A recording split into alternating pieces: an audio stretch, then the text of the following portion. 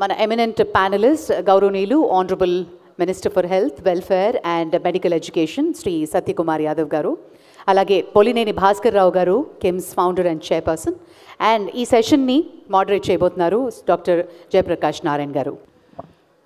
మిత్రులారా, ఈవేళ ఒక కీలకమైన సమయంలో మనం సమావేశమయ్యాం. ఆరోగ్యం అవసరం అందరికీ తెలుసు, కానీ ఆంధ్రప్రదేశ్ ప్రభుత్వం ఒక కీలకమైన ప్రకటన చేసింది. ఇందాక ముఖ్యమంత్రి గారు మళ్ళీ పునరుద్ఘాటించారు. మొత్తం రాష్ట్రంలో అందరికీ, ప్రతి వ్యక్తికి డబ్బుతో, కులంతో, లింగంతో నిమిత్తం లేకుండా, పట్టణం గ్రామం నిమిత్తం లేకుండా 2,50,000 రూపాయల దాకా పూర్తిగా మినహాయింపు. ఆ పైన ఏమన్నా ఉంటే ఇన్సూరెన్స్లో అది కలవదు కాబట్టి ప్రభుత్వం నుంచి ఎన్టీఆర్ ట్రస్ట్ ద్వారా ఏర్పాటు చేయడం అని చెప్పాను. ఎన్టీఆర్ ఆరోగ్య నిధి అన్నారా? వైద్య సేవ. ఒక్కసారి ఒక అర నిమిషం నేను పూర్వ నేపథ్యం ఇస్తాను. ఈ దేశంలో ఆరోగ్యానికి వచ్చి నేను వృత్తి చేపట్టకపోయినా కూడా శిక్షణ రీత్యా వైద్యుడిని, దేశంలో జాతీయ ఆరోగ్య పథకానికి ఆద్యుడిని. నేషనల్ హెల్త్ మిషన్ నా ప్రయత్నం వల్ల వచ్చింది దేశంలో. కాస్త దీన్ని లోతుగా అధ్యయనం చేస్తున్నాను. మనకి దాదాపుగా 3.5-4% జాతీయ ఆదాయంలో వాటా మొత్తం ఆరోగ్య ఖర్చు, ప్రభుత్వ ప్రైవేటు కలిపి. దానిలో ప్రభుత్వ ఖర్చు 1.3%. రాష్ట్రం కానీ జాతీయ స్థాయి కానీ ఎక్కువగా రాష్ట్రాలే పెడుతుంటాయి. ప్రపంచంలో పెద్ద దేశాల్లో ప్రభుత్వం వాటా ఇంత తక్కువ ఇంకే దేశంలో ఉండదు. జేబుల్లోంచి పెట్టే ఖర్చు సామాన్యులు 50-55% దాకా ఉంటుంది ఆరోగ్యం ఖర్చు.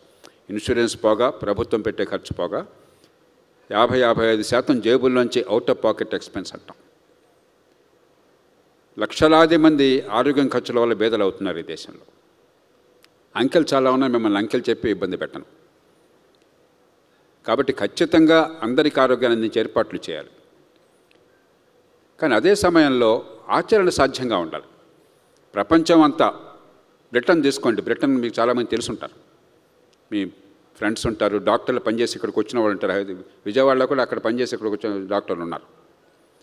10% జాతీయ ఆదాయంలో ప్రభుత్వం ఖర్చు పెడుతోంది. 10%. మన దేశంలో పన్నుల రూపంలో ప్రభుత్వాలు మొత్తం సేకరించే జాతీయ స్థాయి కానీ రాష్ట్రం కానీ 18%. అక్కడ 10% మొత్తం ఆరోగ్యానికే ఖర్చు పెడుతున్నారు ప్రభుత్వం నుంచి, కానీ ఎవరికి తృప్తి లేదు అక్కడ. అమెరికా మొత్తం దేశంలో ఆరోగ్య ఖర్చు 17-18% ఉంటుంది, సగం ప్రభుత్వం ఖర్చు పెడుతుంది 9%. మీ పిల్లల్ని ఎవరిని అడగండి, అమెరికాలో ఉన్న వాళ్ళని, మిత్రులను అడగండి, అమెరికాలో డాక్టర్లకు కూడా అనారోగ్యం వస్తే ఏమవుతుందని భయం. ఏమవుతుందంటే అందరికీ అన్ని స్థాయిల్లో ఉచిత చికిత్స అన్నప్పుడు అవసరంతో నిమిత్తం లేకుండా ఖరీదైన వైద్యం పెద్దగా ఫలితాలు ఏమనేది పెరిగిపోతుంది కాలక్రమేణా. మొదట్లో బాగానే అనిపిస్తుంది. సప్లై రెడ్యూస్ డిమాండ్ అంటారు. అంటే సప్లై చేసేవాడు కొత్త టెక్నాలజీస్ బోల్డ్ వస్తున్నాయి. నాకు అనారోగ్యం వచ్చిందనుకోండి, నా దృష్టిలో నా ప్రాణం విలువ కొన్ని కోట్ల రూపాయలు, కాబట్టి ఎన్ని కోట్లు ఖర్చైనా నేను సిద్ధం. కానీ సమాజం అట్లా చూడలేదు. సమాజం ఆ కొన్ని కోట్ల రూపాయలతో ఎంతమంది ప్రాణాలను కాపాడాలని ఆలోచించాలి. ఆ నేపథ్యంలో ఈవేళ చర్చ ప్రధానంగా మరి ప్రైవేట్ రంగంలో నిపుణులు డాక్టర్ భాస్కర్ రావు గారు కిమ్స్ సంస్థను నడుపుతున్నారు విజయవంతంగా. సత్యకుమార్ గారు నిబద్ధత గల రాజకీయవేత్త, ఆరోగ్య శాఖ మంత్రి.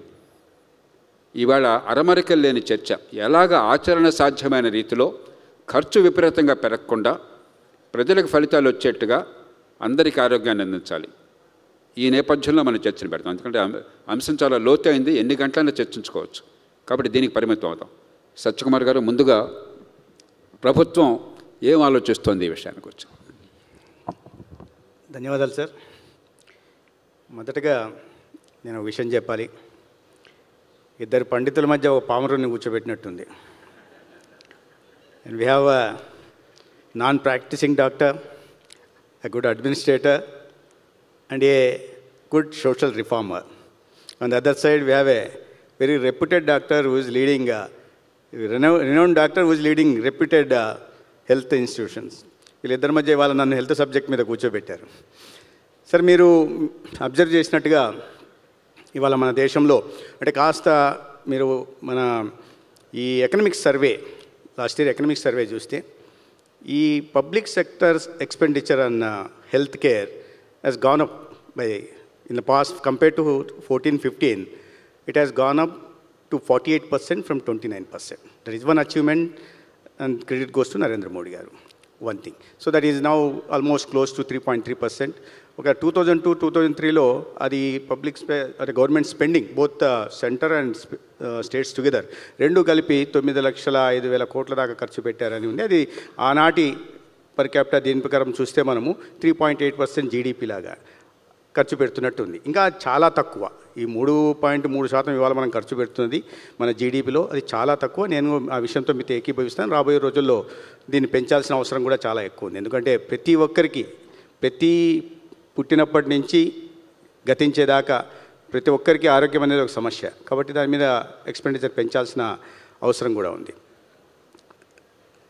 ఈ అవుట్ ఆఫ్ పాకెట్ ఎక్స్పెండిచర్ కూడా ఆయుష్మాన్ భారత్ లాంటి కొన్ని పథకాలు తీసుకురావడం వల్ల అవుట్ ఆఫ్ పాకెట్ ఎక్స్పెండిచర్ కూడా ఈ సేవింగ్స్ మనం 1.45 lakh crores economic survey report ప్రకారం ఉంది. ఆ విషయాన్ని అక్కడితో పక్కన పెట్టేస్తే ఇవాళ ఈ రాష్ట్రంలో మీరు ప్రస్తావన తెచ్చారు. హెల్త్ కేర్ మీద ఏ రకంగా మీరు తీసుకుంటున్నారు, ఆరోగ్య సంరక్షణ కోసం మీరు చేపడుతున్న చర్యలేంటి? ఆ విధంగా చూస్తే సార్, ముందు మీరే ప్రస్తావించారు ఎన్టీఆర్ వైద్య సేవ గురించి. ఇవాళ ఆరోగ్యశ్రీ అని గతంలో ఉండేది అని చాలా రాష్ట్రాల్లో కూడా ఈ పథకాన్ని అమలు చేస్తున్నారు. అయితే ఆంధ్రప్రదేశ్లో మొట్టమొదటిసారిగా గతంలో 5 లక్షల దాకా ఉంటున్న ఈ ఆరోగ్యశ్రీని ఎన్టీఆర్ వైద్య సేవగా పేరు మార్చడం జరిగింది ఈ కూటమి ప్రభుత్వం ఏర్పడిన తర్వాత. దీన్ని రాష్ట్రంలో ఉంటున్న 1,43,00,000 బీపీఎల్ కుటుంబాలు ఏవైతే ఉన్నాయో వారికి 25 లక్షల దాకా అతి ఖరీదైన వైద్యాన్ని కూడా ఉచితంగా అందించే దిశగా తీసుకొచ్చిన పథకం ఇది. దాంతోపాటు 20 లక్షల ఏపీఎల్ ఫ్యామిలీస్ ఏవైతే ఉన్నాయనుకుంటున్నామో వారికి కూడా 2.5 లక్షల దాకా ఇన్సూరెన్స్ మోడ్లో. అదేవిధంగా కొంతమంది జర్నలిస్ట్ సోదరులకు కూడా దాదాపు అక్రిడేషన్ ఎవరికైతే ఉంటుందో వాళ్ళు 30,000 కావచ్చు, 40,000 కావచ్చు, వాళ్ళని కూడా దీంట్లో కలపాలని స్థూలంగా 1,63,00,000 మందికి ఇవాళ ఎన్టీఆర్ వైద్య సేవ ద్వారా వైద్య సేవలు అందించాలనేది ఇన్సూరెన్స్ యూనివర్సల్ హెల్త్ పాలసీ తీసుకొచ్చి అందించాలనే ఉద్దేశం ముఖ్యమంత్రి చంద్రబాబు నాయుడు గారిది. వారు ఇటీవలే ఇది ఆమోదం కూడా పొందింది. దీంట్లో నేను చెప్పినట్టుగా 1,43,00,000కి ముందుగానే ఇన్సూరెన్స్ చెల్లించడం జరుగుతుంది. మిగతా 20 లక్షల కుటుంబాలకు కూడా చెల్లించడం జరిగింది. గతంలో ఏం జరిగిందంటే ఈ నెట్వర్క్ హాస్పిటల్స్ని మేము ప్రభుత్వంలో అధికారంలో వచ్చే నాటికి 2,500 కోట్లు నెట్వర్క్ హాస్పిటల్కి ఆరోగ్యశ్రీ కింద బకాయిలు పెట్టేసి వెళ్ళారు. ఇప్పుడు ఆ బకాయిలు చెల్లిస్తూనే సగటున నెలకి 350 కోట్లు ఈ ఆరోగ్యశ్రీ ఎన్టీఆర్ వైద్య సేవ కింద అదనంగా ఇవాళ ఖర్చు పెట్టాల్సిన నేపథ్యం ఉంది. ఈ పరిస్థితులు భవిష్యత్తులో రాకుండా ఈ ప్రీమియంని ముందే చెల్లించి 3 నెలలకు ఒకసారి చెల్లించే విధంగా మొత్తం రాష్ట్రంలో యూనివర్సల్ 5,02,00,000 మందికి ఇది వర్తింపజేయాలి అనే ఉద్దేశంతో తీసుకొచ్చిన పథకం. దీని ద్వారా భవిష్యత్తులో, ఎందుకంటే ఈ హాస్పిటల్కి నెట్వర్క్ హాస్పిటల్స్కి డబ్బు రాలేదు కాబట్టి కొంతమందికి ఆరోగ్య సేవ అందట్లేదు అనే వార్తలు వస్తున్న నేపథ్యంలో ఈ నిర్ణయం తీసుకోవడం జరిగింది. ఇన్సూరెన్స్ కంపెనీలకు ముందే ప్రీమియం చెల్లించడం జరుగుతుంది కాబట్టి వారు నెట్వర్క్ హాస్పిటల్స్లో ఇది హైబ్రిడ్ మోడ్లో తీసుకొస్తున్నాం. ఒకటి 2.5 లక్షల దాకా మొత్తం 1,63,00,000 మందికి 60 లక్షల కుటుంబాలకి 2.5 లక్షల దాకా ఇన్సూరెన్స్ ఉంటుంది. తర్వాత 5 లక్షల దాకా కేంద్ర ప్రభుత్వం అమలు చేస్తున్న ఆయుష్మాన్ భారత్ ప్రధానమంత్రి జన ఆరోగ్య యోజన ఏదుందో దాని ద్వారా 61 లక్షల కుటుంబాలకి 5 లక్షల దాకా కూడా 61 లక్షల కుటుంబాలకి 5 లక్షలకు కూడా ఈ ఇన్సూరెన్స్ పథకం ఆల్రెడీ ఉంది కాబట్టి దాన్ని కలిపి ఆ పైన 25 లక్షల దాకా ఎన్టీఆర్ వైద్య సేవ ట్రస్ట్ నుంచి చెల్లించేలాగా ఈ పథకం తీసుకురావడం జరిగింది. థ్యాంక్ యూ సత్యకుమార్ గారు. డాక్టర్ భాస్కరరావు గారు, ప్రైవేట్ రంగం వైద్య చికిత్స మీద గౌరవం ఉంది దేశంలో, కొన్ని సందర్భాల్లో విమర్శలు ఉన్నాయి. నేను దానిలోకి వెళ్లకుండా ఒక విషయం మనం గుర్తించాలి. ప్రభుత్వాలు విఫలమైన నేపథ్యంలో ఇవాళ ఆరోగ్యం, కనీసం ఆసుపత్రి ఆరోగ్యం అందింది అని చెప్పంటే ప్రధానంగా ప్రైవేట్ రంగం వల్ల ఈ దేశంలో. అందున చాలామంది మీలాంటి వాళ్ళు ఇతర దేశాల్లో అక్కడ చాలా కాలం పనిచేసి అక్కడి నుంచి ఆ నైపుణ్యాన్ని తీసుకొచ్చి దేశంలోకి ఖరీదైనటువంటి వైద్యం, చాలా హై ఎండ్ టెక్నాలజీస్ తీసుకొచ్చి చాలా అతి తక్కువ ఖరీదుతో అంతర్జాతీయ ప్రమాణాలతో ఇక్కడ ఈ దేశంలో అందిస్తున్నారు. ఉదాహరణకి నీ రీప్లేస్మెంట్. వాజ్పేయి గారు ఈ దేశంలో మొట్టమొదటి రీప్లేస్మెంట్ చేయించుకున్నారు. ఎక్కడి నుంచో బ్రిటన్ నుంచి డాక్టర్లు చేశారు ఆయనకి. ఇవాళ బహుశా హైదరాబాద్ 200-300 అవుతుంది రోజుకి. అలాగే గుండె ఆపరేషన్, బైపాస్లో అక్కినే నాగేశ్వరరావు గారు అమెరికాలో బైపాస్ చేయించుకున్నప్పుడు కథలుగా చెప్పేవారు. ఆయన గుండె ఆగిపోయింది, పునర్జన్మ ఇది, ప్రాణం పోయినట్టే అని చెప్పని మేమంతా చాలా ఆశ్చర్యం పొందేవాళ్ళం. ఇవాళ ఇక్కడ చాలామందికి బహుశా గుండె ఆపరేషన్ అయి ఉంటుంది. విజయవాడలో కావచ్చు, హైదరాబాద్లో కావచ్చు, మరొకళ్ళు కావచ్చు. అంటే అత్యాధునికమైనటువంటి వైద్యం అత్యున్నత ప్రమాణాలతో అతి తక్కువ ఖర్చుతో ఈ దేశంలో ప్రైవేట్ రంగం చేయగలుగుతున్నది. ఇది నేపథ్యం. ఇప్పుడు ఏమవుతుందంటే, వారు ఇందాక చెప్పారు సత్యకుమార్ గారు, 2,000 కోట్ల రూపాయల పైచులకు బకాయిలు ఉన్నాయి, దానికి తీర్చే ప్రయత్నం చేస్తున్నామని చెప్పని. మనకి ప్రైవేట్ రంగం దెబ్బతినకుండా, ఎందుకంటే ప్రైవేట్ రంగం వల్ల వచ్చిన ఫలితాలు ఈ దేశంలో అద్భుతమైనవి, అవి దెబ్బతినకుండా ప్రభుత్వం ఖర్చు వీళ్ళంత మేరకు అందరికీ ఆరోగ్యం అందాలి. అదే సమయంలో మనం మొత్తం ఖర్చుని ప్రభుత్వం భరించే శక్తి లేదు. ఇందాక సత్యకుమార్ గారు 2.5-3% అన్నారు. ప్రభుత్వ జాతీయ స్థాయి ప్రభుత్వం ఇచ్చే అంకెల్లో గతంలో లేని రీతిలో ఇప్పుడు ఏం చేస్తుందంటే మంచినీళ్ళు, పారిశుధ్యం, ఆహారం కలిపేస్తున్నారు. నేను కూడా మొట్టమొదట నిర్మలా సీతారామన్ గారు ఆరోగ్య రంగానికి బడ్జెట్ కేటాయింపు పెంచారు గారు ఎగిరి గంతేశాను. అరగంట అధ్యయనం చేయగానే అర్థమైంది అవన్నీ కలిపేసి చెప్పారని చెప్పాను. కాబట్టి ఇప్పటికి కూడా నిశ్చయంగా చెప్తున్నాను, 1.3% జాతీయ ఆదాయంలో ఆరోగ్యం ఖర్చు. మిగతావన్నీ ఆరోగ్యానికి అనుబంధమైన విషయాలు, కానీ ఆరోగ్యానికి ప్రత్యక్షంగా చెప్పలేము మనం. ఒకసారి అంటే మీకు క్లారిటీ కోసం చెప్తున్నాను. మనం 3-4% ఖర్చు పెట్టే శక్తి భారతదేశానికి లేదు. ఎప్పుడు 2005 సంవత్సరంలోనే 1% నుంచి 2 లేక 3% తీసుకొస్తామని చెప్పి యూపీ వారు ప్రకటించారు. ఇంతవరకు చేయలేకపోయినాం మనం. కాబట్టి మనం బాగా చేస్తే 2% కనుక వచ్చే 4-5 ఏళ్ళలో తీసుకెళ్తే గొప్ప విషయం. అది భారతదేశంలో గొప్ప విషయం. 2% అంటే ఇంకో 1,50,000 కోట్లు ఖర్చు పెట్టాలి. అది ఆషామాషి కాదు. ఆ నేపథ్యంలో ప్రైవేట్ రంగం అనుకున్న బలాన్ని, కాంపిటేటివ్నెస్ని మనం కొనసాగిస్తూ ప్రభుత్వం ఏం చేస్తే బాగుంటుందని నేను అనుకుంటున్నాను. చాలా మంచిది సార్. ఇప్పుడు ఈరోజు ఆంధ్రప్రదేశ్ గవర్నమెంటు 25 lakhs చేయటం, ప్రతి ఒక్కరికి మంచి హెల్త్ ఇవ్వటం, అటు స్టేట్ గవర్నమెంట్ అయితేనేమి, సెంట్రల్ గవర్నమెంట్ అయితేనేమి, చాలా మంచి ఉద్దేశం అది. కానీ ఇప్పుడు ఇందాక మీరు చెప్పినప్పుడు అమెరికాలో 17-18% జీడిపి పెట్టిన మన ఇండియాలో ఉన్న హెల్త్ కేర్ అక్కడ లేదు. వాళ్ళకి ఎంత డబ్బు ఖర్చు పెట్టుకున్నా కూడా ఇండియాలో టైంకి దొరికేది అమెరికాలో ఒకరోజు కన్సల్టేషన్ చేయాలంటే 6 వారాలు 12 వారాలు వెయిట్ చేయాలి. అది క్యాన్సర్ కానీ హార్ట్ కానీ ఏదైనా. అదేవిధంగా యూకేలో మనకి వెయిటింగ్ లిస్ట్ 3 సంవత్సరాలు 4 సంవత్సరాలు ఉంటుంది. మ్యాన్ పవర్ లేదు, అందుకని అది కూడా బెస్ట్గా లేదు. ఒక రకంగా బెస్ట్గా ఉన్న హెల్త్ కేర్ ఏదైనంటే సింగపూర్ని మనం కనుక తీసుకుంటే డెఫినెట్గా అది చాలా బెటర్గా ఉంది. ఏ విధంగానంటే ఇన్ఫెంట్ మార్టాలిటీ, హెల్త్ ఫ్రీ ఉండేది, ఇండివిడ్యువల్ రెస్పాన్సిబిలిటీ అనేది ఈ సింగపూర్ స్కీమ్లో ఉంది.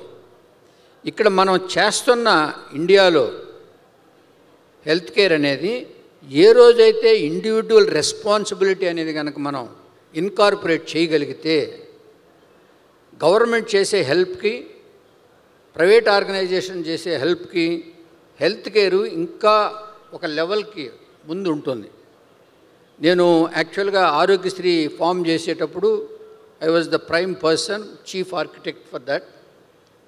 ఆ రోజు నేను చాలా ఇన్సిస్ట్ చేశాను, సార్ కోపేమెంట్ పెట్టండి, కోపేమెంట్ ఉంటే ఇండివిడ్యువల్ రెస్పాన్సిబిలిటీ అనేది ఉంటుంది. మన కంట్రీలో ఫ్రీగా దొరికితే ఫినాయిల్ అయినా కూడా ఒక బాటిల్ తాగేద్దాం, లేకపోతే రేపు దొరకదు అనే మైండ్ సెట్ ఉన్న పబ్లిక్ మనం. ఎప్పుడైతే కోపేమెంట్ అనేది మనం పెట్టినప్పుడు వాళ్ళు ఇండివిడ్యువల్ రెస్పాన్సిబిలిటీ ఫీల్ చేసి, డాక్టర్లు అందరూ ఉన్నా, కొంతమంది మంచిగా ఉన్నా, కొంతమంది దీన్ని మిస్యూజ్ చేసిన, ఆ టైంలో నాకు ఇది అవసరమా లేదా అనేది ఆ 10% కట్టేటప్పుడు ఆలోచిస్తారు. ఏదైనా ఫ్రీగా ఉంటే ఉండదు. రెండోది, ఆ రోజు కూడా నేను ప్రివెన్షన్ మీద చాలా ఫోకస్ చేయండి, ప్రివెన్షన్ మీద ఏ రోజైతే మనం ఫోకస్ చేస్తే హెల్త్ బడ్జెట్ కూడా చాలా వరకు తగ్గుద్ది అని మనం చేసాము. కానీ ఈరోజు హెల్త్ కేర్ గవర్నమెంటు ప్రైవేటు 2 కలిపి మనం one of the best health care అనేది మనం ప్రొవైడ్ చేస్తున్నాం విత్ అన్ అఫోర్డబుల్ కాస్ట్. ఇందాక మీరు అన్నట్టు నీ కానీ హార్ట్ కానీ ఈరోజు అమెరికాలో కానీ యూకేలో కానీ సింగపూర్లో కానీ జరిగేదానికన్నా మనం 25-30% కాస్ట్తో చేస్తున్నాం. ఈరోజు ఇండియాలో మనం లంగ్ ట్రాన్స్ప్లాంట్స్లో నంబర్ 1 ఇన్ ఏషియా. ఏ కంట్రీలో కూడా ఇన్ని లంగ్ ట్రాన్స్ప్లాంట్స్ కానీ అంత అత్యాధునికంగా మనం చేస్తున్నాం. ఇన్ని ట్రాన్స్ప్లాంట్స్ ఇవన్నీ చేస్తూ మీరు ఇందాక అన్నట్టు 200, 300 కూడా జరుగుతూ ఉన్నాయి పర్ డేకి నీ రీప్లేస్మెంట్స్. బిగినింగ్లో హెల్త్ కేర్లో కూడా ఇది నీ రీప్లేస్మెంట్స్ అని కూడా పెట్టాలి అని అంటే చాలా మిస్యూజ్ చేస్తారు సార్. ఎవరికి రియల్ నీ ఉండదు, అందరికీ ఆర్టిఫిషియల్ రీయే ఉంటుంది అని అంటే అప్పుడు తగ్గించారు, లేకపోతే పెట్టాలని. కాబట్టి గవర్నమెంటు పబ్లిక్ ప్రైవేట్ పార్ట్నర్షిప్ అని వస్తూ ప్రివెన్షన్ మీద ఇనిషియల్గా ఏ పేషెంట్ కనుక రెఫరల్ సిస్టమ్ అనేది చాలా పర్ఫెక్ట్గా కనుక చేస్తే, ఫస్ట్ మన ఫ్యామిలీ డాక్టర్ అనేది ఈరోజు డిస్ట్రిక్ట్స్లో కానీ లేకపోతే తాలూకా హెడ్ క్వార్టర్స్లో కానీ ఫ్యామిలీ డాక్టర్ని పెట్టి ఫ్యామిలీ డాక్టర్ నుంచి సెకండరీ కేర్కి రెఫర్ చేస్తేనే మనం వెళ్ళాలి. ఎలాగో ఇప్పుడు ఎంటైర్ బర్డన్ గవర్నమెంట్ మీద పడుతుంది కాబట్టి దెర్ ఈజ్ నో నీడ్. ప్రతి ఒక్కరూ నాకు ఏదో పెయిన్ అని అంటే ఒక కార్పొరేట్ హాస్పిటల్కి వెళ్ళి చూపెట్టుకోవాల్సిన అవసరం లేదు. ఫ్యామిలీ డాక్టర్ దగ్గరికి వెళ్ళిన తర్వాత ఫ్యామిలీ డాక్టర్ దగ్గర నుంచి సెకండరీ కేర్కి వెళ్ళి అక్కడి నుంచి కావాలంటే మనం రెఫర్ కనుక చేస్తే చాలా వరకు కాస్ట్ మినిమైజ్ చేయొచ్చు, పేషెంట్ క్వాలిటీ కేర్ కూడా ఇంప్రూవ్ అవుతుంది. ఈ పబ్లిక్ ప్రైవేట్ పార్ట్నర్షిప్లో ఇంకా హెల్త్ను కూడా మంచిగా ఒక లెవెల్కి తీసుకొని వెళ్ళచ్చు. సత్యకుమార్ గారు, ఆంధ్రప్రదేశ్లో ఇటీవల కాలంలో కొన్ని మంచి పరిణామాలు జరిగినాయి ఆరోగ్య రంగంలో. ఒకటి, ఫ్రీ డయాగ్నోస్టిక్స్ దేశం మొత్తంలో అమలు చేసిన ఏకైక రాష్ట్రం నాకు తెలిసి ఆంధ్రప్రదేశ్. విజయవంతంగా చేశారు. ప్రస్తుతం ఎట్లా ఉందో నాకు తెలియదు. అలాగే ఇటీవల కాలంలో ప్రాథమిక ఆరోగ్య కేంద్రాల్లో సిబ్బందిని పెట్టి మరి ప్రతి విలేజ్ సెక్రటేరియట్ దగ్గర ఆ గ్రామంలో కూడా ఒక చిన్న సెంటర్ ఏర్పాటు చేసి మంచి పద్ధతి ప్రవేశపెట్టారు. ఎంత మేరకు ఫలితాలు ఇస్తుందో చూద్దాం, కానీ కనీసం ప్రయత్నం చిత్తశుద్ధ చేశారు. అలాగే డ్రగ్ డిస్ట్రిబ్యూషన్ కూడా హై క్వాలిటీ, ఖర్చు ఎక్కువ లేకుండా అందరికీ పంపిణీ కూడా ఇక్కడ జరుగుతున్నది. కొన్ని మంచి పద్ధతులు ఉన్నాయి. అదే సమయంలో మనకేమవుతోంది, ఒక 2,000 కోట్ల రూపాయల బకాయిలు ఉన్నట్టుగా నాకు అందిన సమాచారం ఆరోగ్యశ్రీ, ఎన్టీఆర్ ఆరోగ్య సేవ. రెండోది, 10-12 ఏళ్ల క్రితం రేట్లు నిర్ణయించింది పెంచలేకపోతుంది ప్రభుత్వం. ఉదాహరణకి కర్నూలు బైపాస్ ఇప్పుడు కూడా 1,05,000, 1,10,000 అని చెప్తున్నారు నాకు. మరి ఖర్చు పెరిగిపోయింది. ఈ 10 ఏళ్లలో ఇన్ఫ్లేషన్ పెరిగింది, ఖర్చులు పెరిగినాయి. దాంతో ఏమవుతుంది, 2 రకాల ప్రమాదాలు వస్తున్నాయి. చాలా నిర్మోహటంగా నిజాయితీగా మాట్లాడుతుంది. అంటే మనం ముసులో గుర్తులట్లేదు. దీర్ఘకాలం మన వాళ్ళ నిర్ణయాలు రేపొద్దున ప్రభావితం చేస్తాయి వచ్చే 10 ఏళ్ళు ఆంధ్రప్రదేశ్ రాష్ట్రాన్ని. మంచి ఆసుపత్రులు ఈ ధరకి చేయలేని వాళ్ళు, అక్రమాలకు పాల్పడిన వాళ్ళు, అంటే రహస్యంగా డబ్బులు సేకరించడానికి సిద్ధం కాని వాళ్ళంతా కూడా ఎన్టీఆర్ ఆరోగ్య సేవని తప్పుకునే పరిస్థితి వచ్చింది. మిగతా వాళ్ళు కోపేమెంట్స్ అనధికారికంగా వసూలు చేస్తున్నారని విన్నాను. ఓ 1,00,000 రూపాయలు అంతా ఇవ్వండి, ప్రభుత్వం ఎప్పుడు ఇస్తుందో మాకు తెలియదు, అయినా రేటు సరిగ్గా చాలట్లేదని చెప్పని మీరు ఇచ్చినాడు ఇస్తారు, లేకపోతే లేదు. అంటే కాలక్రమేణా ఏమవుతుంది, స్కీమ్ పలచబడిపోయి అక్రమాలు నిలవైపోయి సమర్థులు మంచి ప్రమాణాలు తెచ్చేవాళ్ళేమో తప్పుకుని ఏదో రకంగా నడిచేది. చివరి గవర్నమెంట్ ఆసుపత్రుల్లో ఎలా వైద్యం ఉందో ఆ పరిస్థితి వచ్చే ప్రమాదం ఉన్నది. చివరికి కొండాలకి మందేస్తూ ఉన్నాళ్ళకి పోయేట్టుగా. ఈ నేపథ్యంలో వారు ఇందాక చెప్పారు, సింగపూర్ని గురించి చెప్పారు. నేను దాన్ని ప్రస్తావిద్దాం అనుకున్న వారు తీసుకొచ్చారు. సింగపూర్లో పెట్టే ఖర్చు ప్రభుత్వం 3.5% జీడిపి. సంపన్న దేశాలు అతి తక్కువ ఖర్చు. సింగపూర్ ఆరోగ్య వ్యవస్థ ప్రపంచంలో నెంబర్ 1. ప్రజలు 3% పెడతారు వివిధ రూపాల్లో.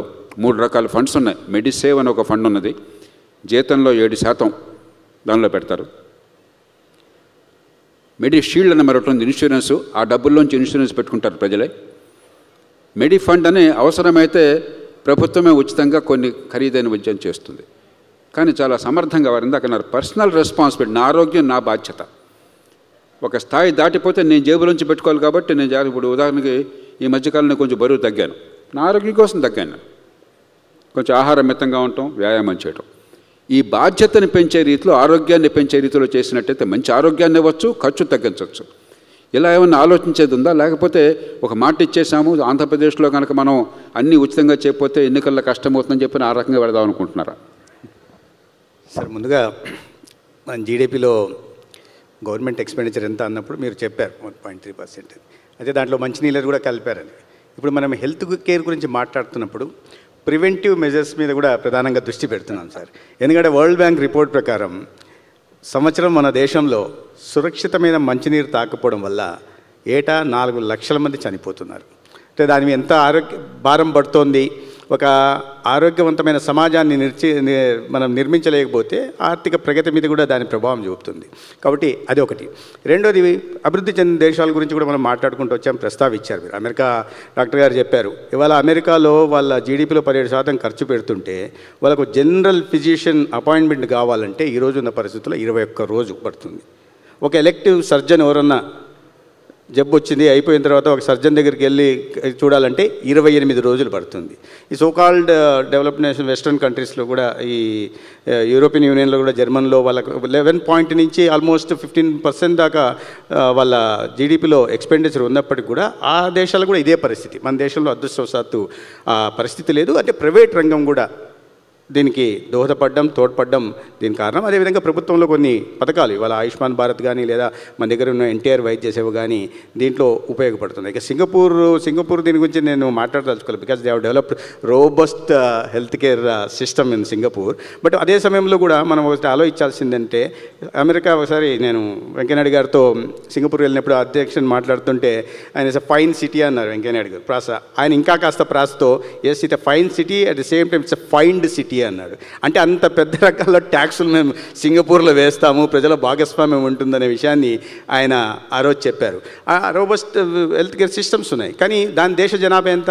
60 లక్షలు. మన దేశ జనాభా దానికి 240 రెట్లు ఉంటుంది. 60 లక్షలు ఎక్కడ, 145 కోట్లు ఎక్కడ.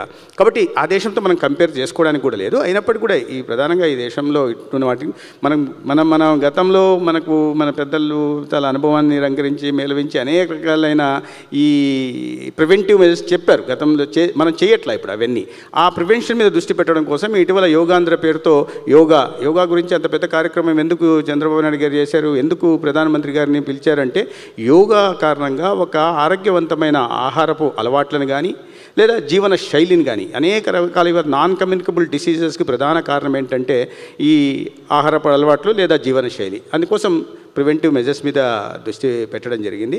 అదే సమయంలో ఈ ఫ్రీ డయాగ్నోస్టిక్ గురించి మాట్లాడారు. గతంలో చంద్రబాబు నాయుడు గారి పీపీపీ మోడల్ కింద అన్ని టెరిషరీ హాస్పిటల్లో, సెకండరీ హాస్పిటల్స్లో ఈ డయాగ్నోస్టిక్ ఎక్విప్మెంట్ లేకపోతే ముందు రెఫరల్స్ అన్ని ప్రైవేట్ వైపు పోయేవి. అటువంటిది ప్రభుత్వమే చెల్లిస్తూ ఫ్రీగా అందించే ప్రయత్నం చేసింది. కాబట్టి ఆ వ్యవస్థని పీపీపీ మోడ్ అంటూనే అదేందో ప్రైవేట్కి ఇచ్చినట్టు కాదు. ప్రభుత్వం చెల్లిస్తూ ఉంది వారికి, ప్రైవేటు నిర్వహణ చేస్తాను. అంటే ప్రభుత్వంలో పరిమితులు ఉన్నాయి ప్రభుత్వానికి. అంత స్థాయిలో మనకు ల్యాబ్ టెక్నీషియన్స్ దొరకట్లా, ఆ స్థాయిలో డాక్టర్లు దొరకట్లా. గ్రామీణ ప్రాంతాలు వెళ్ళడానికి స్పెషలిస్ట్ ముందుకు రావాలా. సూపర్ స్పెషలిస్టులు అయితే అసలు వాళ్ళు విశాఖపట్నమో లేదా గుంటూరు లేదా తిరుపతి, అనంతపురం తప్ప ఇతర ప్రాంతాల్లో మెడికల్ కాలేజీలకు వెళ్ళడానికి ఒకరు సిద్ధపడట్లా. గిరిజన ప్రాంతాల్లో అయితే పూర్తిగా వెళ్ళడానికి ఎవరు ముందుకు రావట్లా. ఈ నేపథ్యంలో ఫ్రీ డయాగ్నోస్టిక్ సెంటర్ కానీ కొన్ని అనేక రకాలైన పీపీపీలో పోవాల్సిన అవసరం ఉంది. కేంద్ర ప్రభుత్వం కూడా ఇటీవల ఈ పీపీపీ మోడ్లోనే 3 డయాగ్నోస్టిక్ సెంటర్లని విశాఖపట్నం ఒకటి, విజయవాడ ఒకటి, తిరుపతి ఒకటి మంజూరు చేసింది. దాన్ని కూడా ఇప్పుడు విజయవాడలో మొదలు పెడుతున్నాం, 2 కూడా మొదలు పెట్టబోతున్నాం. అదే సమయంలో village health clinical primary health care మీద కూడా ఈ స్టేట్ సబ్జెక్ట్ అయినప్పుడు కూడా హెల్త్ అనేది గవర్నమెంట్ ఆఫ్ ఇండియా కూడా సప్లిమెంట్ చేస్తుంది. ప్రధానంగా ఈ పర్సనలైజ్డ్ హెల్త్ కేర్ని దృష్టిలో పెట్టుకొని గ్రామాల్లోనే నాణ్యమైన వైద్య సేవలు అందించడం కోసం నేషనల్ హెల్త్ మిషన్ కింద హెల్త్ అండ్ వెల్నెస్ సెంటర్ని మనం ఇక్కడ పేరు విలేజ్ హెల్త్ క్లినిక్ అని పెట్టుకున్నాం. దాన్ని దేశవ్యాప్తంగా 1,75,000 మంజూరు చేయడం, అన్ని గ్రామాల సచివాలయాల పరిధిలో వాటిని ప్రారంభించడం. మన రాష్ట్రంలో కూడా దాదాపు 10,032 అటువంటి విలేజ్ హెల్త్ క్లినిక్లని దానికి కేంద్రమే ఫైనాన్స్ కమిషన్ కింద కానీ లేదా ప్రధానమంత్రి Ayushman Bharat health infrastructure machine కింద కానీ నిధులు ఇస్తుంది. సరే, గతంలో రాజకీయాలు మాట్లాడదలుచుకోలే. గతంలో ఆ నిధుల్ని దారి మళ్ళించి గ్రామీణ ఉపాధి పథకం కింద గ్రామాల్లో మౌలిక సదుపాయాల కోసం ఖర్చు పెట్టాల్సిన డబ్బుని విలేజ్ హెల్త్ క్లినిక్ 20 లక్షల రూపాయలతో మాత్రమే ఖర్చు పెట్టి 3,000 పూర్తి చేశారు. మిగతావన్నీ ఆగిపోయినాయి. అయితే ఈ సంవత్సరం కూటమి ప్రభుత్వం తీసుకున్న చొరవ కారణంగా ఇవాళ ఒక్క సంవత్సరంలో 4,500 విలేజ్ హెల్త్ క్లినిక్కి ఒక్కొక్క దానికి 55 లక్షలతో నిర్మాణం చేపట్టడానికి కేంద్ర ప్రభుత్వం ఈ 15th ఫైనాన్స్ కమిషన్ కింద PM అభిమ్ కింద కూడా మంజూరు చేసింది. కాబట్టి గ్రామాల్లో ఆరోగ్య వ్యవస్థను పటిష్ట చేసి ఒక్కొక్క వ్యక్తిని పర్సనలైజ్ కేర్గా ఈ వ్యక్తికి ఫలానా వ్యక్తికి ఈ రకమైన ఇబ్బంది ఉంది, ఇతనికి డయాబెటీస్ ఉంది, ఇతనికి హైపర్ టెన్షన్ ఉంది. ఎందుకంటే నాన్ కమ్యూనికబుల్ డిసీజెస్ సర్వే కూడా చేపడుతున్నాం. 4 కోట్ల చిల్లర మందికి ఇవాళ హైపర్ టెన్షన్ ఎంత ఉంది, ఈ డయాబెటీస్ కేసులు ఎన్ని ఉన్నాయి, మ్యాపింగ్ చేయడం జరిగింది. ఇవన్నీ కాకుండా 80% డిసీజ్ బర్డన్ ఉంటున్న 10 రకాల రోగాల్ని, అది hypertension, diabetes, liver, CKDs, CVDs, COPDs, cancer, ఇట్లాంటి వాటిని గుర్తించి మ్యాపింగ్ చేయడం, దానికి అనుగుణంగా ప్రివెంటివ్ మెజర్స్. ఇప్పుడు ఉదాహరణకు తీసుకుంటే మీరు బాగా బియ్యం ఎక్కువ కన్జ్యూమ్ చేసే తెల్లన్నం తినే ప్రాంతాలు ఇక్కడ ఈ హైపర్ టెన్షన్ ఎక్కువ ఉంది. ఇది కృష్ణా జిల్లాలో కానీ, నెల్లూరు జిల్లాలో కానీ, గోదావరి జిల్లాల్లో. అదే సమయంలో హైపర్ టెన్షన్ డయాబెటీస్ ఎక్కువ ఉంది, ఇక్కడ డయాబెటీస్ ఎక్కువ ఉంది. అదే ప్రాంతంలో ఈ రాయలసీమ ప్రాంతాల్లో, వెనుకబడిన ప్రాంతాలుగా ఇంకా ఇప్పటికి కూడా కాస్త జొన్నలు అవి ఇవి రాగులు తినే ప్రాంతాల్లో డయాబెటీస్ తక్కువ ఉంది. దాన్ని బట్టి ఆహారపు అలవాట్లు కూడా మనం మార్చుకోవాల్సిన పరిస్థితి ఉంది. కానీ అక్కడ హైపర్ టెన్షన్ ఎక్కువ ఉంది. ఎందుకంటే వెనుకబాటుతనం, ఆదాయం వనరులు లేకపోవడం, దీని కారణంగా అక్కడ ఆదాయం లేకపోవడం వల్ల హైపర్ టెన్షన్ ఎక్కువ ఉంది, కానీ డయాబెటీస్ తక్కువ ఉంది. ఈ ప్రాంతంలో ఆదాయం ఎక్కువ ఉంది, డయాబెటీస్ పెరిగింది, కానీ హైపర్ టెన్షన్ తగ్గింది. ఈ రకంగా మ్యాపింగ్ చేయడం జరిగింది. దానికి అనుగుణంగా ఈ మౌలిక సదుపాయాల కల్పన చేయడం కానీ, లేదా మా ఉంటున్న వైద్య సిబ్బందిని దానికి అనుగుణంగా మార్చుకోవడం కానీ, ఈ విధంగా చేస్తూ దీనికి ఈ టెక్నాలజీని ఇంటిగ్రేట్ చేసుకుంటూ, లివరేజ్ చేసుకుంటూ, వీటిలో ప్రెడిక్టివ్ అనలిటిక్స్ని వాడుతూ, మా ముఖ్యమంత్రి గారు మీ అందరికీ తెలిసినవి ఇప్పటిదాకా చూశారు, ఆయన విజన్ ఎలా ఉంటుంది, టెక్నాలజీ మీద ఆయనకున్న పట్టు ఎటువంటిది అనే విషయాన్ని మీకు తెలుసు. కాబట్టి దీన్ని టెక్నాలజీని ఇవాళ మారుతున్న పరిస్థితుల్లో ఆరోగ్య రంగంలో కూడా టెక్నాలజీ అనేది ఒక విప్లవాత్మక మార్పులు తీసుకొస్తోంది.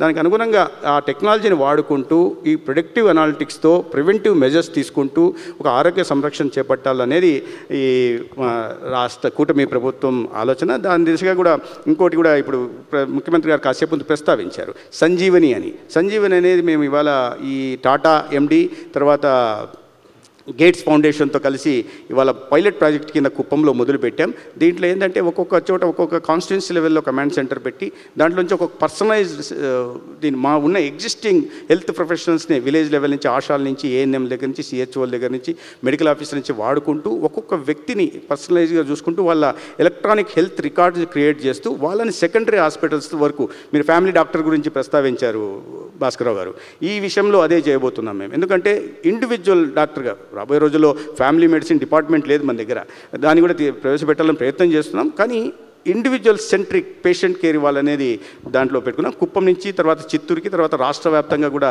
దీన్ని తీసుకెళ్లాలని ఎలక్ట్రానిక్ హెల్త్ రికార్డ్ జనరేట్ చేయడం కారణంగా వారు ఎక్కడైనా సరే వారి రికార్డు ఒకసారి ఎక్స్రే తీసుకున్న వాళ్ళు, లేదా ఒకసారి సిటీ తీసుకున్న వాళ్ళు, లేదా ఒకసారి ఎంఆర్ఐ తీసుకున్న వాళ్ళు మళ్ళీ చేసుకోవాల్సిన అవసరం లేదు.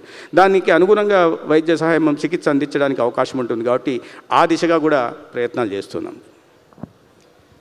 సత్యకుమార్ గారు, మీరు అన్నట్లుగా స్క్రీనింగ్ కానీ, diabetes, hyper tension, blood pressure కానీ, అలాగే ఈ సంజీవని ప్రోగ్రామ్ కానీ, హెల్త్ రికార్డ్స్ కానీ చాలా మంచి ఇనిషియేటివ్. దాన్ని పూర్తిగా అభినందిస్తున్నాం. అది ఖచ్చితంగా పెరగాలి. డాక్టర్ భాస్కర్ గారు అన్నట్టుగా తొలుతనే వీటిని గుర్తించి వ్యాధి ముదిరి పెద్ద సమస్యగా అయ్యి లక్షలు 10 లక్షలు ఖర్చు కాకుండా, రోగికి ప్రాణ సంకటం కాకుండా ఉండేట్టు చేయడం అన్నిటికంటే ఉత్తమం. ఆ ప్రయత్నం జరుగుతుంది, అభినందిస్తున్నాం. డాక్టర్ భాస్కర్ గారు, ఆధునిక వైద్యం చాలా ఖరీదైనటువంటిది. ప్రతిరోజు కొత్త టెక్నాలజీస్ వస్తున్నాయి.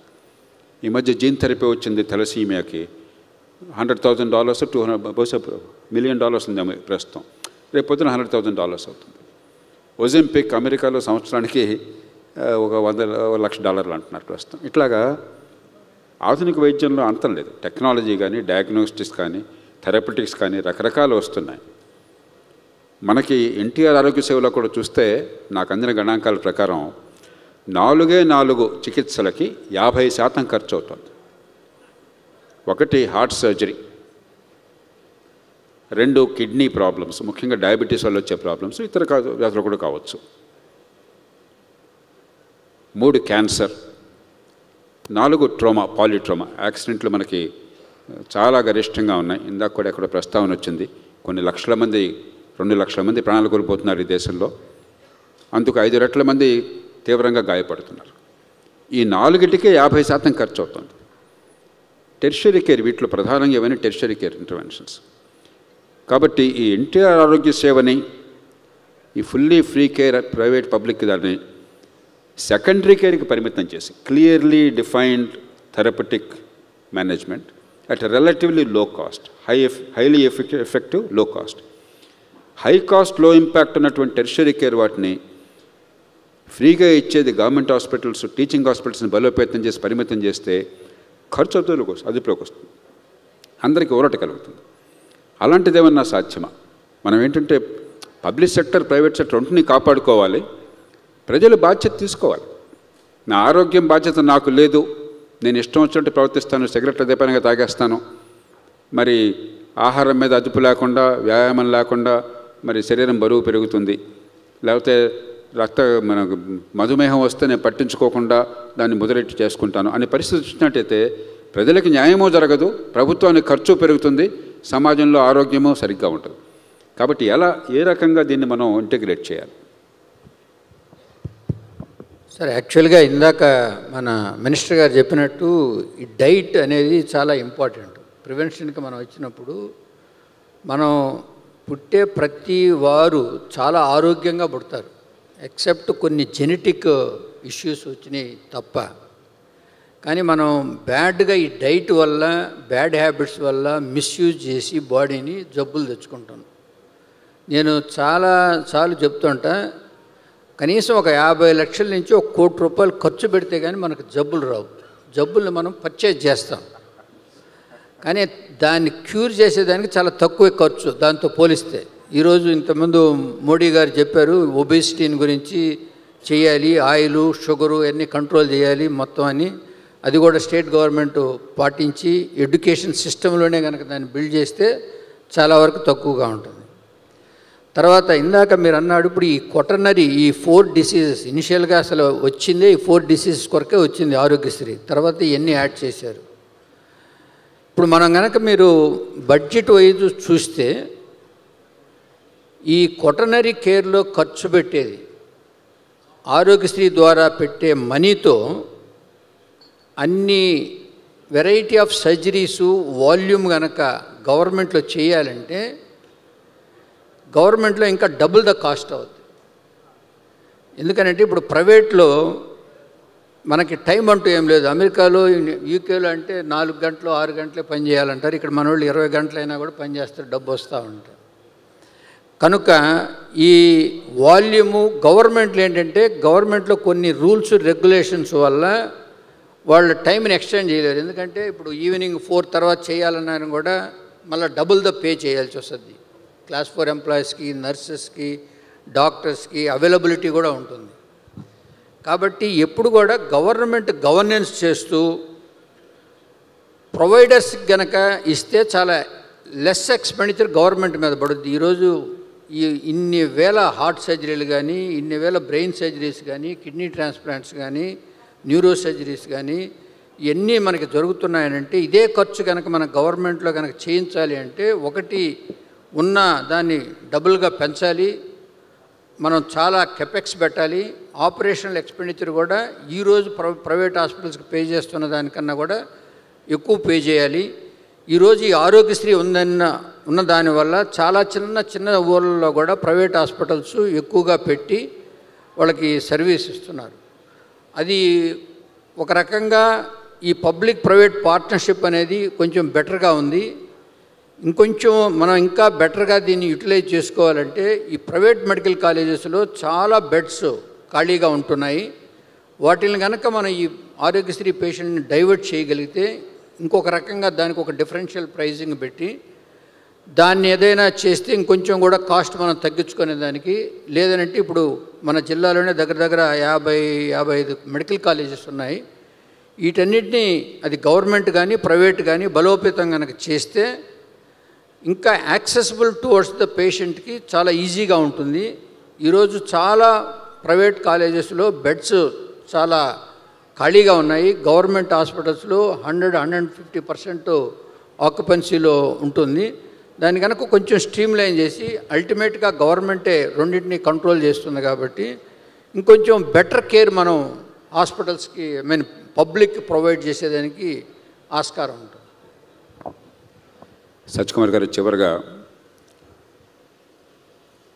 ఇప్పుడు ప్రస్తుతం ప్రభుత్వం కేటాయించింది ఈ సంవత్సరం బడ్జెట్లో నాకు గుర్తున్నంత వరకు 2700 కోట్ల రూపాయలు ఎన్టీఆర్ ఆరోగ్య సేవకి బడ్జెట్లో చూపెట్టింది. 4000 కోట్లు. 4000 కోట్లు పెట్టింది. కానీ డబ్బుని మనం వివిధ కారణాల వల్ల పంపిణీ చేయలేకపోతున్నాం. ఇప్పుడు ఎంత కాదన్నా కూడా 5.5 కోట్ల మందికి సుమారుగా 7,000 కోట్ల రూపాయలు మీకు ఇన్సూరెన్స్ ప్రీమియం అవసరం అవుతుంది. కాలక్రమేణా ఒక 10 ఏళ్లలో ప్రపంచవ్యాప్తంగా మనం ఆరోగ్య రంగంలో ఖర్చులను చూస్తుంటే 30,000 కోట్లు అయిపోతుంది, ఇంకా పెరగచ్చు కూడా. ఆ నేపథ్యంలో ప్రభుత్వాన్ని గుదిబండ కాకుండా పౌరులకి బాధ్యత ఉండేట్టుగా, అదే సమయంలో పేదరికం అనేది శాపం కాకుండా, పేదరికం కారణంగా ఆరోగ్యం అందలేదనే బాధ ఎవరికి లేకుండా ఉండేట్టుగా చేయడం కోసం కాస్త ఈ పథకాన్ని లోతుగా ఆలోచించి ప్రపంచంలో మనకు పనికొచ్చే పద్ధతులను చేపట్టి చేస్తే బాగుంటుంది. ఆ రకంగా ప్రభుత్వం ఆలోచిస్తుందో లేదో ఈ రకంగానే చేస్తామని చెప్పి అనుకుంటున్నారు.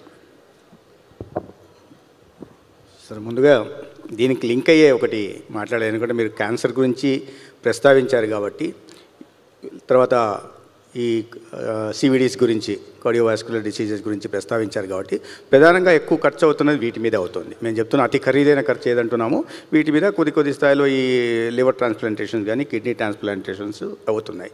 అయితే మీరు అన్నట్టుగా మేము ఈ ఎన్టీఆర్ వైద్య సేవ కింద అందిస్తున్న ప్రొసీజర్లు 3,257 అయితే ఉన్నాయో స్టేక్ హోల్డర్స్కి, అంటే నెట్వర్క్ హాస్పిటల్స్కి ఆ ప్యాకేజీల విషయంలో కాస్త అభ్యంతరాలు ఉన్నాయి. అయితే వాటిని డీప్గా మాట్లాడడం, ఒకసారి ప్రయోగం చేసిన తర్వాత ఈ ఇన్సూరెన్స్ కంపెనీతో మిగతా స్టేక్ హోల్డర్స్తో మాట్లాడిన తర్వాత భవిష్యత్తులో దాన్ని పెంచాలా లేదా వాల్యూమ్లో ఈ నెట్వర్క్ హాస్పిటల్స్కి వాల్యూమ్లు ఎక్కువ ఉన్నాయి కాబట్టి వర్కౌట్ అవుతుందా అనే విషయాన్ని తర్వాత ఆలోచిస్తారు. అయితే క్యాన్సర్ మీద ప్రత్యేకంగా దృష్టి పెట్టి సార్, రాబోయే రోజుల్లో ఇప్పుడే మనం అమెరికా గురించి మాట్లాడుకుంటున్నాం, సోకాల్ డెవలప్డ్ నేషన్స్ గురించి. ఇవాళ కాజ్ ఆఫ్ డెత్ క్యాన్సర్ కారణంగా చనిపోతున్న వాళ్ళు హైయెస్ట్ చైనాలో ఉంటే, అది మనకు తెలియదు ఆ పర్సంటేజ్ ఎంత ఉన్నాయో తెలియదు, కానీ highest number of deaths are happening because of cancer is China. Second is America, 17% cause of death is cancer. మన దగ్గర 9.8%గా ఉంది. కాబట్టి ఇది ప్రధానంగా వీటి కారణంగా, ఎందుకంటే నేను కూడా బాధితున్నాను. నా ఇంట్లో 2 కుటుంబ సభ్యులను కోల్పోయాను నేను, అక్కని అమ్మని. కాబట్టి క్యాన్సర్ గురించి మేము ప్రభుత్వంలోకి వచ్చిన తర్వాత నేను మొట్టమొదటిగా పెట్టిన సంతకం ఏంటంటే క్యాన్సర్, ఉచిత క్యాన్సర్. ఎక్కువ ఆల్మోస్ట్ 70% క్యాన్సర్ ఏంటంటే oral cancer, breast cancer, cervical cancer వస్తున్నాయి. ఇవాళ ప్రతి రోజు 1,600 మంది క్యాన్సర్ కారణంగా చనిపోతే దాంట్లో 200 మంది మన దేశంలో, 200 మంది ఈ సర్వైకల్ క్యాన్సర్గా చనిపోతున్నారు. గత సంవత్సరం ICMR రిపోర్ట్ ప్రకారం 10,60,000 మంది క్యాన్సర్ వస్తే దాంట్లో 8,74,000 మంది చనిపోయారు. కాబట్టి దీన్ని దృష్టిలో పెట్టుకొని మనం మాట్లాడుతుండగా ప్రివెంటివ్ మెజర్స్, ఒకటి అవగాహన కల్పించే ప్రయత్నం చేస్తున్నాం. రెండోది ఫ్రీ క్యాన్సర్ స్క్రీనింగ్ చేస్తున్నాం సార్. NCD 3.0 కింద ఈ మూడిటికి, అంటే టార్గెటెడ్ పాపులేషన్ 18 years అబోవ్ ఉన్న మేల్, ఫిమేల్ వారికి ఓరల్ క్యాన్సర్ చేస్తున్నాం, ఓరల్ క్యాన్సర్ స్క్రీనింగ్ చేస్తున్నాం. హోమీ బాబా క్యాన్సర్ ఇన్స్టిట్యూట్తో టైఅప్ వేసుకున్నాం. దీనికి ఒక 18,000 హెల్త్ ప్రొఫెషనల్స్ని ట్రైన్ చేశాం. ASHA, ANM, CHO, medical officers, specialist, super specialist దాకా చేసి ఈ స్క్రీనింగ్ చేస్తున్నాం. 18+ అమ్మాయిలకి బ్రెస్ట్ క్యాన్సర్కి, అదేవిధంగా 30+ మహిళలకి సర్వైకల్ క్యాన్సర్కి కూడా ఇవాళ రాష్ట్ర వ్యాప్తంగా స్క్రీనింగ్ చేశాం. 4.10 crore, 4,10,00,000 మంది టార్గెటెడ్ పాపులేషన్ ఉంటే ఒక రౌండ్ 2 చేస్తే 2,92,00,000 మందికి ఈ ఓరల్ క్యాన్సర్స్కి స్క్రీనింగ్ చేశాం. అదేవిధంగా ఈ సోషల్ స్టిగ్మా కారణంగా బ్రెస్ట్ క్యాన్సర్కి, సర్వైకల్ క్యాన్సర్కి మహిళలు చాలామంది ముందుకు రావట్లేదు. ఎటువంటి అవగాహన కార్యక్రమాలు చేపడుతున్నప్పటికీ గౌతమి అని ఒక సినీ నటి, ఆవిడ క్యాన్సర్ సర్వైవర్, ఆవిడ ద్వారా ఇది చేసిన పింక్ బస్ అని, పింక్ సఖి అనే అనేక రకాల అవగాహన కార్యక్రమాలు చేస్తున్నప్పటికి కూడా ఈ సోషల్ స్టిగ్మా కారణంగా మా విలేజ్ హెల్త్ క్లినిక్ వచ్చి వాళ్ళు పరీక్షలు నిర్వహించుకోవట్లేదు. సరే, డేటా సస్పెక్టెడ్ కేసెస్ 1% రావాలనుకున్నాం, అది రాలేదు. అది వస్తే ఈ మళ్ళీ మెడికల్ ఆఫీస్ చూసిన తర్వాత మళ్ళీ కన్ఫర్మేటరీ టెస్ట్ కోసం ప్రివెంటివ్ ఆంకాలజీ యూనిట్స్కి టెర్షరీ హాస్పిటల్స్లో, ప్రతి జిల్లాలో 2 నెట్వర్క్ హాస్పిటల్స్లో కూడా ఒక గ్రీన్ ఛానల్ పెట్టి బ్రాండింగ్ పెట్టాం. 222 బ్రాండింగ్ చేసి ఎవరైనా వచ్చి పరీక్షలు నిర్వహించుకోవచ్చు. దానికి అనుగుణంగా ప్రాథమిక దశలో నేను గుర్తించి దానికి సరైన చికిత్స అంది. ఊరికే స్క్రీనింగ్ చేస్తే సరిపోయిందా? మీరు డాక్టర్ గారు చెప్పారు అన్ని PPP మోడ్లో పోవాలని. అయితే PPP మోడ్లో ఈ వాటికి కూడా క్యాన్సర్ కేర్కి సరైన హాస్పిటల్స్ ఆంధ్రప్రదేశ్లో లేవు. ప్రైవేట్ సెక్టార్లో కూడా ప్రతిదానికి హైదరాబాద్ వెళ్ళాల్సి వస్తుంది, లేదా బెంగళూరు, చెన్నై వెళ్ళాల్సి వస్తుంది. ఆంధ్రప్రదేశ్లో ఇంకా అభివృద్ధి చేయాలి. కాబట్టి మేమే ప్రత్యేకంగా ప్రభుత్వం వైపు నుంచి దృష్టి పెట్టి కేంద్ర ప్రభుత్వ సహకారంతో గతంలో క్యాన్సర్ స్టేట్ సెంటర్ ఎప్పుడో 7 ఏళ్ల క్రితం మంజూరైంది కర్నూలులో, స్టేట్ క్యాన్సర్ సెంటర్ 120 crores. అది ఎందుకో రకరకాల కారణాల వల్ల నేను ఎవరిని బ్లేమ్ చేయట్లేదు, కానీ పూర్తి కాలేదు. మేము వచ్చిన తర్వాత దాన్ని పూర్తి చేసి లీనాక్ మిషన్స్ దగ్గర నుంచి CT సిమ్యులేటర్స్ దాకా పెట్టి ఒక ఫుల్ ప్లెడ్జ్డ్ క్యాన్సర్ సెంటర్గా దాన్ని ప్రారంభించాం. అదేవిధంగా నాట్కో ఫార్మాతో గతంలోనే మొదలైన వాటిని మళ్ళీ దానికి కూడా పెట్ స్కానర్ని మేమే అరేంజ్ చేసి ఇప్పుడు లెవెల్ 1 క్యాన్సర్ సెంటర్గా గుంటూరు కూడా ప్రారంభం చేశాం. ఇటీవల నేను 10 రోజుల క్రితం విశాఖపట్నంలో కూడా ఈ రేడియాలజికల్ ఆంకాలజీ, మెడికల్ ఆంకాలజీలో కూడా మెషిన్ ఎక్విప్మెంట్ లీనాకు సిటీ సెమినేటర్స్ పెట్టి దాన్ని కూడా ఒక కాంప్రహెన్సివ్ క్యాన్సర్ సెంటర్గా ప్రారంభం చేశాం. కడపలో కూడా కాంప్రహెన్సివ్ క్యాన్సర్ సెంటర్ మొదలు పెడుతున్నాం. రాబోయే సంవత్సరం ఈ అనంతపూరు, కాకినాడలో కూడా కాంప్రహెన్సివ్ క్యాన్సర్ సెంటర్ని మొదలు పెట్టబోతున్నాం. రాబోయే 3 సంవత్సరాలు అంటే బై 29 లోపల ఈ టీచింగ్ హాస్పిటల్స్ ఎన్నైతే ఉన్నాయో వీటి అన్నిట్లో కూడా కాంప్రహెన్సివ్ క్యాన్సర్ సెంటర్స్ని ప్రారంభించాలనే మేము బాధ్యతగా పెట్టుకున్నాం. అందుకనే ఒక 334 ప్రొసీజర్లు ప్రభుత్వ ఆసుపత్రులకు పెట్టాం. రాబోయే రోజుల్లో ఈ క్యాన్సర్ కూడా మేము క్యాన్సర్ సెంటర్స్ని అభివృద్ధి చేసి ఒక నాణ్యమైన క్యాన్సర్ చికిత్సని మేము మా ప్రభుత్వ సంస్థల్లో ఏర్పాటు చేయగలిగితే ఈ బర్డన్ తగ్గుతుందనే ఉద్దేశంతో ఈ రకంగా స్క్రీనింగ్ చేస్తూ రెండో వైపు ట్రైనింగ్ ఇస్తూ నిన్న హోమీ బాబా ఇన్స్టిట్యూట్లో క్యాన్సర్ స్పెషలిస్ట్కి 10 సీట్లకి అదనంగా ఇచ్చాము. ఇవాళ ఇంతకుముందు ఉండేది కాదు. మొదలు ఈ రకంగా ఒక ఇన్నోవేటివ్గా ఆలోచించి చేసే ప్రయత్నం చేస్తాను. ఏంటంటే క్యాన్సర్ బర్డన్ ఎక్స్‌కర్మెంట్ తగ్గించేది. రెండో ప్రస్తావన మీరు తెచ్చింది ఏంటంటే ఈ సెకండరీ హెల్త్ దాకే పరిమితం చేసి పైవి బాధ్యత ఇదే పబ్లిక్ పార్టిసిపేషన్తో చేస్తే ఎలా ఉంటుందనేది మీరు ప్రస్తావించారు. అయితే మన రాష్ట్రంలో కానీ దేశంలో కానీ ఆ పరిస్థితులు లేదు. అవుట్ ఆఫ్ పాకెట్ ఎక్స్పెండిచర్ తగ్గించే దిశగా మనం ప్రయత్నాలు చేస్తూ ఉన్నాం. కాబట్టి అయితే మేము తెస్తున్న ఎన్టీఆర్ వైద్య సేవ బడ్జెట్ గురించి మీరు ప్రస్తావించారు. 4,000 కోట్లు సగటున మాకు 350 కోట్లు ఖర్చు అవుతా ఉంది నెలకి. సో ఆ ప్రకారం చూసుకుంటే 4,200 కోట్లు 4,300 కోట్లు అవుతుంది. 4,000 కోట్లు గత ఈ ఆర్థిక సంవత్సరం బడ్జెట్లో కేటాయించడం జరిగింది. అయితే నేను చెప్పిన ఈ ఎన్టీఆర్ వైద్య సేవ కింద యూనివర్సల్ హెల్త్ పాలసీ ఏదైతే తీసుకొచ్చామో దాంట్లో మేము చేసిన పరిశీలన ప్రకారం 93% ప్రొసీజర్స్ 2.5 లక్షల రూపాయల లోపలే ఉంటున్నాయి. దాన్ని దృష్టిలో పెట్టుకొని ఆ 2.5 లక్షల రూపాయల దాకా ఎంతైతే ప్రీమియం ఉందో అది చెల్లించి మొత్తం యూనివర్సల్ హెల్త్ పాలసీ అందరికీ ఇచ్చేసి దానిపైన ఎనీథింగ్ అబౌవ్ దట్ 5 lakhs దాకా ఎలాగూ ఆయుష్మాన్ భారత్ కింద కేంద్ర ప్రభుత్వం కూడా సహకారం అందిస్తోంది. దానిపైన మీకు 10 లక్షల నుంచి 25 లక్షల దాకా మేము చూస్తే గతంలో రికార్డులు తీసి చూస్తే 1.38% మాత్రమే ఖర్చు అయింది. దాన్ని దృష్టిలో పెట్టుకుని బడ్జెట్ మీరు అన్నట్టు కొన్ని 1,000 కోట్లకు పోయే అవకాశం లేదు. కానీ ఆ 4,300 కోట్లు కాస్త 5,000 కోట్లకు పోవడానికి అవకాశం ఉంది. అయితే వీటిని అన్ని దృష్టిలో పెట్టుకొని ఇంత బర్డన్ ఉంటున్నప్పటికి కూడా ఈ ప్రధానంగా ఈ క్యాన్సరు ఇతరత్ర సివిడీస్ నుంచి ప్రజలను కాపాడుకోవాలా, ఒక ఆరోగ్య ఆంధ్రప్రదేశ్ నిర్మించాలనే ఉద్దేశంతో వాళ్ళ గౌరవ ముఖ్యమంత్రి చంద్రబాబు నాయుడు గారు ఈ రకమైన దీనికి తీసుకురావడం. కానీ ఒకవైపు క్యాత్ ల్యాబ్స్ కూడా ప్రధానంగా దృష్టి పెట్టాం. ఇప్పుడు క్యాత్ ల్యాబ్స్ కూడా ప్రధానంగా ఒంగోలు కానీ లేదా కడప కానీ ఇప్పుడున్న ఎగ్జిస్టింగ్ 6 ఓల్డ్ మెడికల్ కాలేజెస్లో ఆల్రెడీ క్యాత్ ల్యాబ్స్ ఉన్నాయి. కొత్త వాటిలో కూడా మొదలు పెడుతున్నాం. ఇవన్నీ కాకుండా డాక్టర్ గారు కరెక్ట్గా చెప్పినట్టుగా పీపీపీ మోడ్లో హాస్పిటల్స్ ఇంకాస్త ప్రోత్సహించి పెడితే ఇది పేదలకు ప్రయోజనం ఉంటుందని వారు ప్రస్తావించారు. దాన్ని దృష్టిలో పెట్టుకుని మొత్తం 175 నియోజకవర్గాల్లో 105 నియోజకవర్గాలలో 50+ బెడ్స్ ఉన్న హాస్పిటల్స్ ప్రభుత్వ రంగంలో కానీ ప్రైవేట్ రంగంలో కానీ లేవు. దాన్ని దృష్టిలో పెట్టుకుని వాళ్ళ పీపీపీ మోడ్లో అవసరమైతే గ్రామీణ ప్రాంతాల్లో, గిరిజన ప్రాంతాల్లో ప్రభుత్వమే వైబిలిటీ కావాల్సిన భూమిని సమీకరించడమే కాకుండా వైబిలిటీ గ్యాప్ ఫండింగ్ కూడా ఇచ్చేలాగా మరింత పీపీపీ మోడ్లో ఆరోగ్య వ్యవస్థను పటిష్టపరిచేలాగా 100 పడకల నుంచి 300 పడకల ఆ ప్రాంతానికి అవసరమైన విధంగా పీపీపీ మోడ్లో మల్టీ స్పెషాలిటీ హాస్పిటల్ని కూడా నిర్మించాలని దిశగా పెట్టుకున్నాం.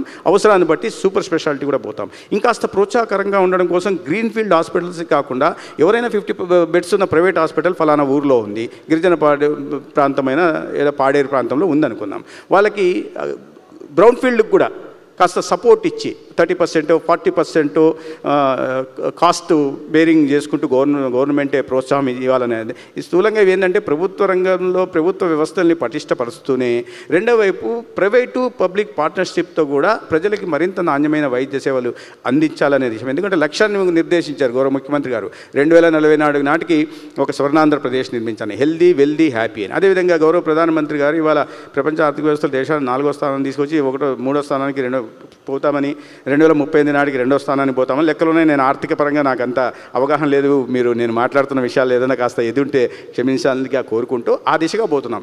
ఏ సమాజమైనా there is a integral relation between the health of the people and also the economic development of any state, society or even family. So వీటిని దృష్టి పెట్టుకొని ఆరోగ్యవంతంగా ఉంటేనే, మానవరులు ఆరోగ్యవంతం ఉంటేనే ఆర్థిక ప్రగతి సాధ్యమవుతుంది. కాబట్టి అది స్వర్ణాంధ్ర 2047 అయినా, వికసిత భారత్ నిర్మాణం కావాలన్నా ప్రజలు ఆరోగ్యవంతంగా ఉండాలి అని. కాబట్టి కాస్త ప్రభుత్వం మీద భారం ఉంటున్నప్పుడు కూడా ఈ దిశగా ప్రయత్నాలు తీసుకోవడం జరిగింది సార్. Thank you. నేను ఎప్పుడూ చెప్తుంటాను, నాకు దేవుడున్నాడో తెలీదు, కానీ పాపం అనేది ఉంది. అన్నిటికంటే పెద్ద పాపం నివారించదగ్గ క్లేశం.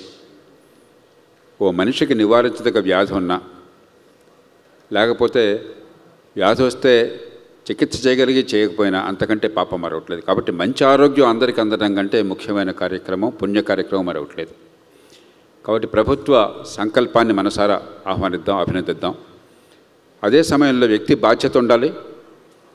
ప్రైవేట్ రంగం, ప్రభుత్వ రంగం కలిసి పని చేయాలి. కొన్నాళ్ళకి మందేస్తే ఉన్నాళ్ళు కూడిపోకూడదు. ప్రైవేట్ రంగంలో ఉన్నటువంటి కొన్ని సందర్భాలు ఇన్ఫ్లేటెడ్ బిల్లింగ్ ఉన్నది, కొన్ని ఫిర్యాదులు ఉన్నాయి. వాటిని నివారించేందుకు పరిమితమైన స్థాయిలో నియంత్రణ కావాలి. అదే సమయంలో మంచి ప్రమాణాల వైద్యాన్ని దేశంలో అందిస్తున్న దాన్ని కొనసాగించి అంతర్జాతీయంగా కూడా పేషెంట్లు ఆకర్షిస్తున్నారు. ఈ మధ్యకాలంలో 10 లక్షల మంది పేషెంట్స్ ప్రతి సంవత్సరం వస్తున్నారని విన్నాను. దాదాపు 1,00,000 కోట్ల రూపాయలు విదేశీ మార్గద్రవ్యం అంతర్జాతీయంగా ఆర్జిస్తున్నాం. బహుశా వచ్చే సంవత్సరాల్లో నర్సింగ్ అది పెరిగితే ఇది చాలా ఎక్కువ పెరిగే అవకాశం ఉంది. ప్రపంచంలో మనంత తక్కువ ఖర్చుతో మంచి వైద్యాన్ని ఇచ్చే దేశం ఇంకోట్లేదు. కాబట్టి అటు ప్రభుత్వము, ఇటు ప్రైవేట్ రంగం కలిసి ఆరోగ్యాన్ని కాపాడాలి. ఉపాధి కల్పనకి, ఆర్థిక వ్యవస్థ పెరగడానికి ఆరోగ్యాన్ని కీలక కేంద్రంగా చేయాలి. ఇలాంటి మంచి చర్చ చేపట్టినటువంటి వెయిట్ని చూసి మరోసారి అభినందిస్తూ, ఇక్కడ పాల్గొన్నటువంటి మంత్రి గారు మన సత్యకుమార్ గారిని, డాక్టర్ భాస్కర్ రావు గారిని మనసారా అభినందిస్తూ మీ అందరికీ నమస్కరిస్తూ సెలవు తీసుకుంటున్నాను.